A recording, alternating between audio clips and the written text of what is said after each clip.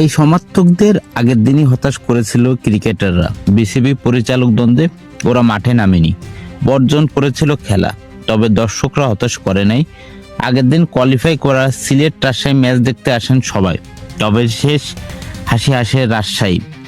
এদিন টসে জিতে ফিল্ডিং নেয় সিলেট। শহীদুল্লাহর এদিন 2 ওপেনার ফিরিয়ে দেয়, খেলায় ফিরে আসে সিলেট। তবে মুশফিকুর রহিম ও নাজমুল শান্ত দুর্দান্ত ব্যাটিংয়ে ম্যাচে ফেরে রাজশাহী। তবে শেষ পর্যন্ত সাকলাইনের 16 রানের ইনিংসের উপর ভর করে 147 রানে পুঁজি পায় রাজশাহী।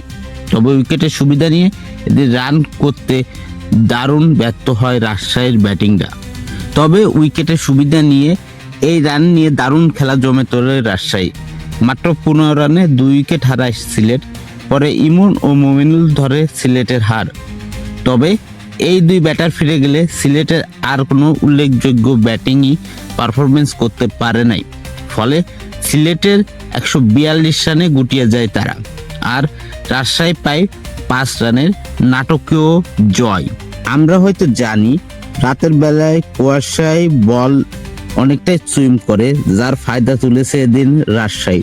একই সাথে সিলেটের ব্যাটিংদের দুর্বল স্থান দেখেই তারা করেছে বল, যার কারণে সঠিক স্থানে বল করে তারা জয় তুলে নিয়েছে সহজভাবে।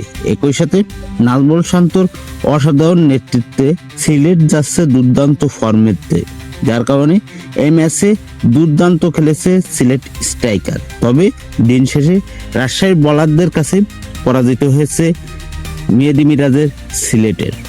অল্প পুঁজি নিয়েও যে সুন্দরভাবে ম্যাচ জেতা যায় তার জলজান্ত প্রমাণ দিল নাজমুল শান্তর রাজশাহী ওয়ারিয়র্স।